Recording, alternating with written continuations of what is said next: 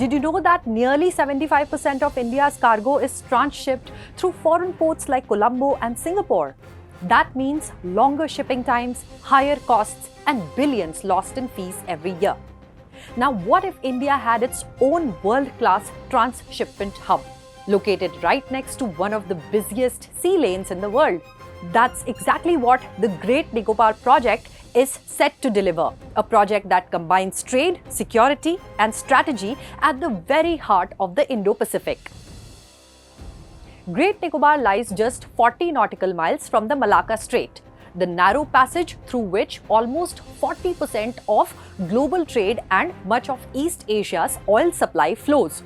Whoever has presence here has influence over one of the world's most crucial maritime routes.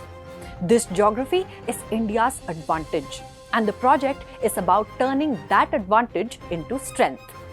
The project's blueprint is ambitious. An international container transshipment terminal with a capacity of 14.2 million TEUs. A greenfield international airport designed for both civilian and defense use. A 450 MVA gas and solar power plant. And a modern township spread over 16,000 hectares.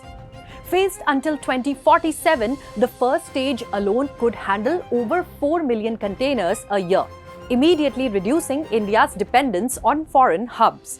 But this is about more than economics. For India's armed forces, Great Nicobar provides a frontline vantage point in the eastern Indian Ocean. It strengthens logistics for the Tri-Service, Andaman and Nicobar Command, enhances surveillance over the Malacca Strait, and ensures quicker deployment of naval and air assets. In the Indo-Pacific era, this island becomes both an economic gateway and a strategic sentinel. Economically, the impact is clear.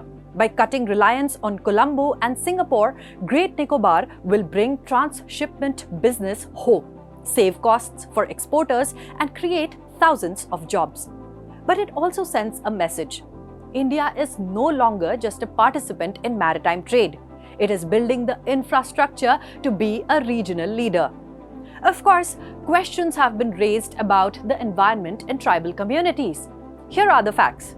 The project affects just about 2% of the total area of the Andaman and Nicobar Islands and only 1.8% of its forests. Compensatory afforestation is already planned on nearly 100 square kilometers of land in Haryana to balance the forest loss. Wildlife corridors and viaducts have been built into the master plan to ensure safe movement of species like turtles, macaques, and crocodiles. Importantly, no tribal displacement is planned.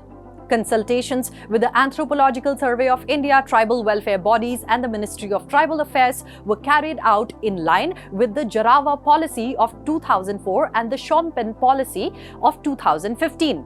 In fact, while 73 square kilometers of tribal reserve land will be repurposed, nearly 77 square kilometers is being added back, a net gain of 4 square kilometers for tribal reserves. These safeguards show that development there isn't reckless. It has been appraised at multiple levels, with environmental and tribal protections built into the approval process.